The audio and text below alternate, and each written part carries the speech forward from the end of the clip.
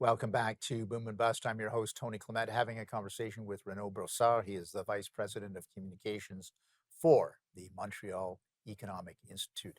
Yes, talking about electric vehicle mandates, of course. So I think there's a broader issue, and I know this is in the MEI's wheelhouse, but is this whole electric vehicle mandate, is this a really good example of what happens when you've got governments who are trying to centrally plan something rather than allow for private sector innovations, as an example? It clearly is, and I'm really glad you brought it up because the EV mandate does show some of the pitfalls when you have central planning and government planning. There's this concept that Friedrich Hayek was talking about called the fatal conceit. Essentially, how there's this impression that planners can try to plan the economy and what's going to be in the consumer's best interest, but they always forget some elements. There's just so many different things that are taken into account when it comes to consumer preferences and why people make those choices. So, talking about the EV mandate is a good example. One of the first things that we notice is that legislators don't seem to have taken into account the availability of electric infrastructure. Of course, if you switch every single car to a battery electric, you're going to have a massive surge in demand in the power grid. Some estimates place it between 7.5 or 15% more power that we need to produce in this country. Now, it's not necessarily a bad thing to produce more power, but that comes with an expense. And when you have Ottawa imposing such a mandate on our provincially run power grids, it comes with an important price tag. So some estimates say that it could cost as much as $294 billion to build the new production facilities, but also upgrade the transportation and the distribution infrastructure so that essentially we have the power necessary that's being produced to power those electric vehicles, but also the wires that take this electricity into our homes have the capacity to take all of that into our homes. Now, that is something that Ottawa has not taken into account when it has imposed such a mandate. It's also an expense that, again, is going to be paid for by provincial ratepayers, the electricity ratepayers in every province. I think people in Ontario know what it can be when you've got a massive increase in rates simply because of new generating capacity coming on. Well, that's sort of the sort of thing that we might be looking at with the EV mandate. So that's one of the ways in which legislators are not great at trying to pick winners and losers or trying to figure out where the economy is going to go next. Consumers know much better.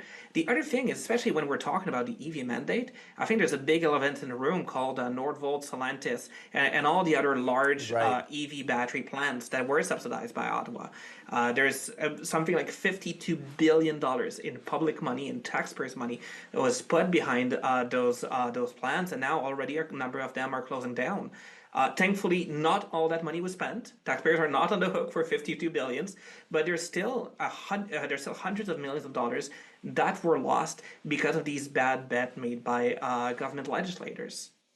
No, I'm glad you raised that point because I was going to raise it too. The news over the last few days and weeks is not good. There's been a lot of investment, and now Ottawa is considering suing Stellantis and to hold them to their commitments to Canada. But really, I guess the start of this is central planners deciding that electric vehicles are the answer, pouring billions of subsidies into attracting these plants, and there's no market for them or very little market. Is that your analysis?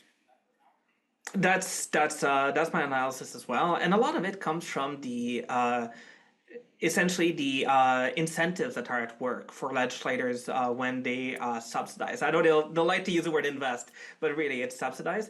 Right. When they subsidize, what they'll do is that they'll look at projects and they'll take what has a level of risk that's not commensurate with the level of return that you can expect from that investment. The private sector, when it looks at investing, is looking at how high the risk is, and is that risk the reward, the potential reward from that investment, high enough that the investment is worth it. Often the public comes in and says, well, if we were not there, that investment would not have been made. That should ring alarm bells in every taxpayer whenever they hear this. Because what this means is that the private sector looked at the risk to reward ratio and they saw it was not worth it. But because bureaucrats, legislators, they're not betting with their own money, they're betting with other people's money. They're much happier taking a very, very high risk for a very low reward. So it's as if, if I'm gambling with my friend's wallet instead of with my own wallet, Right. I'm gonna be happy to bet everything on the green, every single dollar he has, because I don't stand to lose anything from it. The private sector, unlike government, actually has those losses. That's why it invests better. Yes, absolutely right. Renaud, we're going to take another brief break. We'll be back with you after these messages.